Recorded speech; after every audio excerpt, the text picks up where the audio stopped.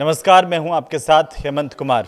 आज बात नेपाल की, क्योंकि भारत के पड़ोस में एक ही पैटर्न पर आखिरकार कैसे और क्यों तख्तापलट हो रहे हैं, ये सवाल अब पूरे देश के साथ साथ दुनिया के कई हिस्सों में गूंज रहा है।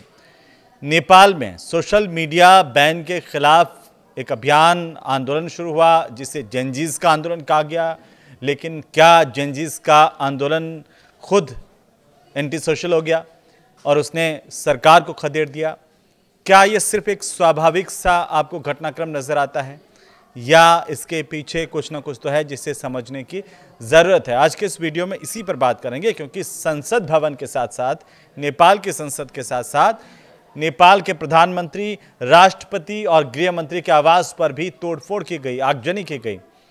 और नेपाल के पूर्व प्रधानमंत्री जलनाथ खनाल के घर में आग लगा दी गई, उनकी पत्नी को जिंदा जला दिया गया, जिनका नाम राज्य लक्ष्मी चित्रकार, उनकी भी मौत हो गई। नेपाल के खुद प्रधानमंत्री केपी ओली इस्तीफा देकर के हेलीकॉप्टर से भागते हुए नजर आए, मजबूर हो गए इस बात को लेकर के। ये भीड़ कहाँ से आई, यह अराजकता कैसे फैली?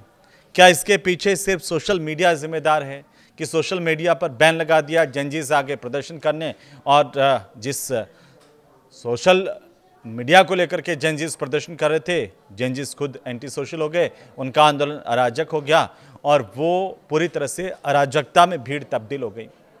ऊपर से ऐसा लगता है, लेकिन ऐसा है नहीं।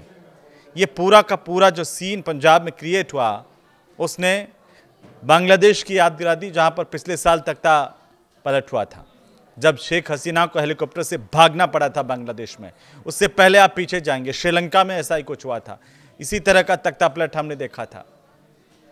और अब ठीक वैसे का वैसे, सेम टू सेम नेपाल में ये क्यों हो रहा है, नेपाल में आगे का भविष्य क्या होगा, और भारत के पड़ोसी देशों में एक के बाद एक इसी पैटर्न पर आखिर तख्तापलट क्यों और कैसे हो रहे हैं, ये समझने की बात है।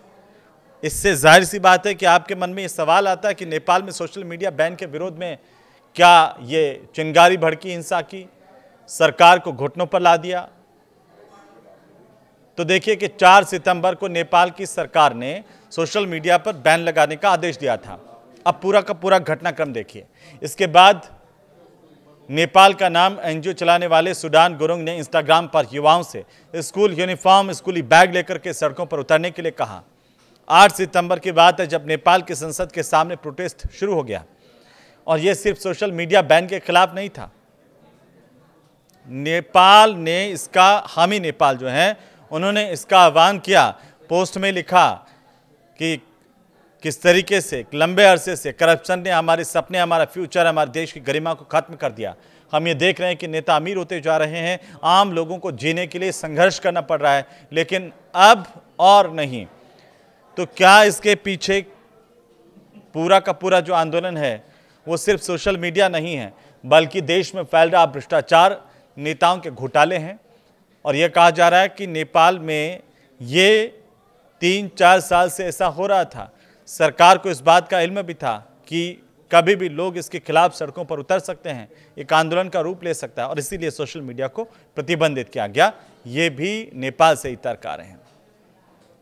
अब देखिए कि केपी ओली की सरकार ने प्रोटेस्ट को दबाने के लिए गोली तक चलवा दी, जिसमें 22 लोगों के अब तक मारे जाने की समाचार सूचनाएं हैं।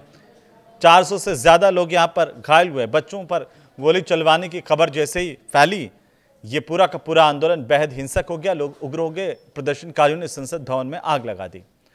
तो वहीं नेपाल के पूर्व प्रधानमंत्री शेर बहादुर देउबा, उनको घर में घुस कर के भीड़ ने पीटा। जो तस्वीरें सामने आई बेहद सोचनीय है, बेहद खतरनाक है। वहाँ के वित्त मंत्री विष्णु पौडेल को किस तरीके से, आप देखिए, काठमांडू में उनके घर के नज़दीक दौड़ा दौड़ा करके पीटा गया, मारा गया, जिसकी तस्वीरें भी सरेआम हुई है। प्रदर्शनकारियों ने पूर्व प्रधानमंत्री पुष्पकमल दहल प्रचंड, शेर बहादुर देउबा, संचार मंत्री पृथ्वी सुब्बा गुरुंग के निजी आवासों पर हमले किए, उन्हें आग के हवाले कर दिया। प्रधानमंत्री केपी ओली के अलावा सरकार में शामिल 4 मंत्रियों ने इस्तीफा दे दिया है। अब आप देखिए कि किस तरीके से, आपको पता है कि 1990 के दशक से नेपाल में राजनीतिक उथल पुथल रखी है। पहले राजशाही नेपाल में, फिर संवैधानिक राजशाही आई और उसके बाद में किस तरीके से लोकतांत्रिक सरकार।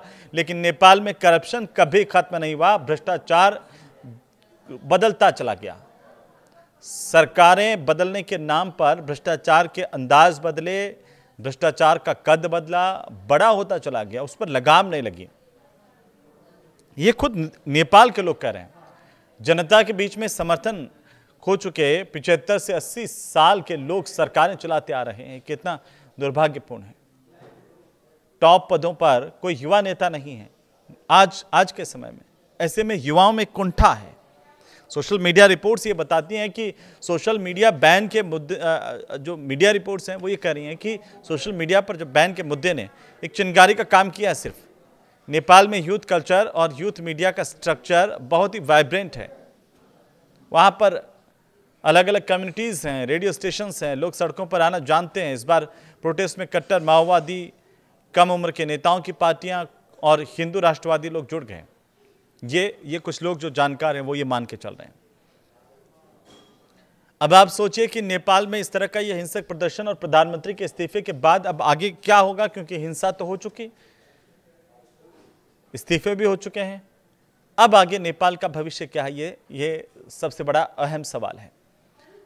और आप इस सवाल को जब इसका जवाब जानने की कोशिश करेंगे तो देखिए कि नेपाल में संसद के निचले सदन, यानी कि हम जिसे कहते हैं प्रतिनिधि सभा, वहाँ पर 275 की सीटें हैं और सरकार बनाने के लिए जो बहुमत का आंकड़ा है वो 138 का है।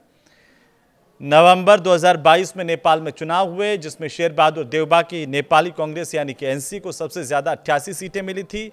और अगर आप देखते जाइए तो केपी शर्मा ओली की communist party of Nepal unified Marxist Leninist यानी कि सीपीएन यूएमएल को 79 सीटें मिली थी, जबकि पुष्प कमल दयाल प्रचंड की कम्युनिस्ट पार्टी ऑफ नेपाल यानी कि माओइस्ट सेंटर यानी कि सीपीएन एमसी को 32 सीटें मिली थी। सीपीएन यूएमएल और एनसी ने समर्थन देकर प्रचंड को प्रधानमंत्री बनाया, लेकिन जुलाई 2024 समर्थन वापस ले लिया। एनसी के साथ गठबंधन की नई सरकार बनी और उसमें ओली चौथी बार नेपाल के प्रधानमंत्री बन गए। कुछ छोटे दल जैसे जनता समाजवादी पार्टी जेएसपी ने भी ओली की सरकार को समर्थन दिया था, लेकिन मौजूदा वक्त को अगर आप देखिए तो संसद में 32 सीटों के साथ प्रचंड की पार्टी जो है वो सीपीएन एमसी 20 सीटों के साथ साथ राष्ट्रीय स्वतंत्र पार्टी है जिसमें आरएसपी जिसे कहते हैं, और 14 सीटों वाली राष्ट्रीय प्रजातांत्रिक पार्टी यानी कि आरपीपी, और 12 सीटें जिसकी है पीपल्स सोशलिस्ट पार्टी पीएसपी, ये विपक्ष में है। उससे पहले अगर आप पीछे जाएंगे तो किसी भी सरकार के खिलाफ अगर विरोध का माहौल बना नेपाल में और दूसरे नेता उसमें आगे आते थे, देश में चुनाव करवाए और केपी ओली, शेर बहादुर देउबा, प्रचंड के बीच सरकार का ट्रांसफर होता रहा। यही कुछ लोग हैं। अगर आप भी इसको करीब से देखेंगे तो क्या लोकतंत्र के नाम पर कुछ लोगों ने इसे जकड़ लिया था, जिसका जनता ने पुरजोर तरीके से विरोध किया और एक आक्रोश, एक गुस्सा इन सीनियर नेताओं को लेकर के भी आया। करप्शन के साथ साथ कोई भी ऐसा नेता नेपाल में इन हालिया दिनों में सामने नहीं आया जो जानकार है राजनीति के, वो कह रहे हैं कि जो सीधा जनता को अपने भरोसे में रखता या जिस पर जनता सबसे ज्यादा भरोसा कर पाए उसकी बात पर।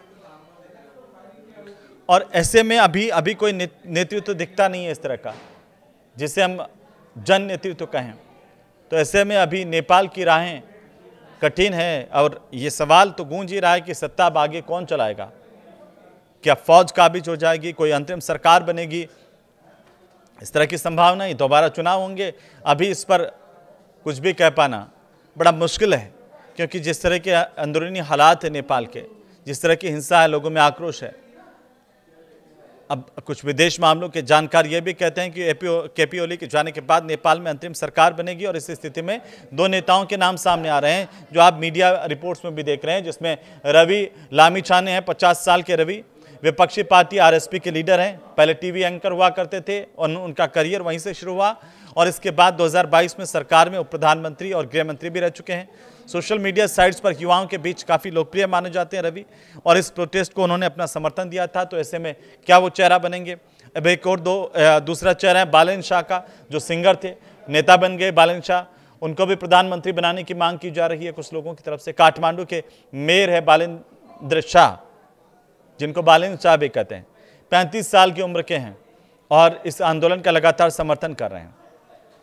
आरपीपी के नेता राजेंद्र लिंगदेन और कमल थापा, इसके साथ पीएसपी के लीडर है उपेंद्र यादव, वहाँ सरकार की नीतियों की आलोचना करते रहे हैं लगातार लंबे समय से, और अब कुछ लोग इनके नाम जो है वो आगे रख रहे हैं। तो इसके अलावा अगर आप दो और नाम देखेंगे तो माओवादी गुरिल्ला नेता कहे जाने वाले दुर्गा प्रसाद नेपाल की राजशाही के तहत नेपाल को लाने के लिए आंदोलन करते रहे हैं। नई सरकार पर नेपाल की सबसे बड़ी त्रिभुवन यूनिवर्सिटीज़ का भी प्रभाव हो सकता है। अमेरिकन लॉबी के सपोर्ट वाले कुछ लोग भी सरकार का हिस्सा बन सकते हैं। अब एक और महत्वपूर्ण बात यह कि पिछले साल बांग्लादेश में इसी आधार पर, इसी पैटर्न पर तख्तापलट कैसे हुआ था, तो आप देखिए 2024 में छात्रों की तरफ से ही बांग्लादेश में आंदोलन हुआ था, जिसे जुलाई क्रांति कहा गया था, जेंजीज क्रांति कहा गया था, और यहाँ पर भी ठीक इसी तरह का पैटर्न है। इस आंदोलन ने शेख हसीना की सरकार का तख्तापलट कर दिया था, अंतरिम सरकार बनी। अब यहाँ पर यह आंदोलन क्यों था? सरकारी नौकरियों में कोटा सुधार की मांग थी, सामाजिक, आर्थिक, राजनीतिक तौर पर यह आंदोलन इसमें बदल गया। शुरुआत तो वहीं से हुई थी। और 5 जून 2024 को जब बांग्लादेश के हाईकोर्ट ने सरकारी नौकरियों में 30% कोटा प्रणाली को फिर से लागू करने का आदेश दिया, तो छात्रों और नौकरी चाहने वालों ने इसका विरोध किया। 1 जुलाई से स्टूडेंट अगेंस्ट डिस्क्रिमिनेशन यानी कि एसएडी के बैनर तले देश भर में प्रदर्शन किया, और फिर उसके बाद वही हिंसा और वहां पर नेताओं को भागना पड़ा। शेख हसीना इसका उदाहरण है। कई लोग बांग्लादेश में भी मारे गए थे, 95 लोग मारे गए थे, 14 पुलिसकर्मी घायल हुए थे। 5 अगस्त की तारीख थी जब शेख हसीना को अपने पद से इस्तीफा देकर के भागना पड़ा, और फिर वहां पर अंतरिम सरकार जनरल वाकरुज्जमा ने बनाने का ऐलान किया था, और अब उसी तरह के हालात हैं। मोहम्मद यूनुस, जो कि नोबेल शांति पुरस्कार विजेता रहे, मुख्य सलाहकार उनको नियुक्त किया गया था और सरकार बनाई गई थी। श्रीलंका में क्या हुआ? श्रीलंका में भी कुछ ऐसा हुआ था, तख्तापलट हुआ था 2022 में। आम लोगों के आंदोलन को अरागलया कहा गया था, जिसने राष्ट्रपति गोटाबाया राजपक्षे और उनके परिवार की सत्ता का तख्तापलट कर दिया। वहां पर भी इस तरह से नेताओं को भागना पड़ा था। तो ये एक पैटर्न है जो भारत के आसपास के देशों में देखने को मिल रहा है। ये पैटर्न क्या कर रहा है? क्या कहीं ना कहीं जनता के खिलाफ सरकारें जा रही है, जनता को सेटिस्फाई नहीं कर पा रही है, या फिर भ्रष्टाचार इन देशों में एक बड़ा मुद्दा बनकर के उभर रहा है, जिससे जनता आक्रोशित हो रही है? आने वाले दिनों में इसके और क्या परिणाम किन देशों में होते हैं, ये भी देखने वाली बात होगी। लेकिन फिलहाल नेपाल की स्थिति को लेकर आप क्या सोचते हैं, समझते हैं? आखिर क्यों हुआ, कैसे हुआ? इस पर आप अपने विचार जरूर रख सकते हैं। कमेंट बॉक्स में जाकर के कमेंट करें। आपको वीडियो अच्छा लगा हो तो शेयर करें, तो शेयर कीजिए। नमस्कार।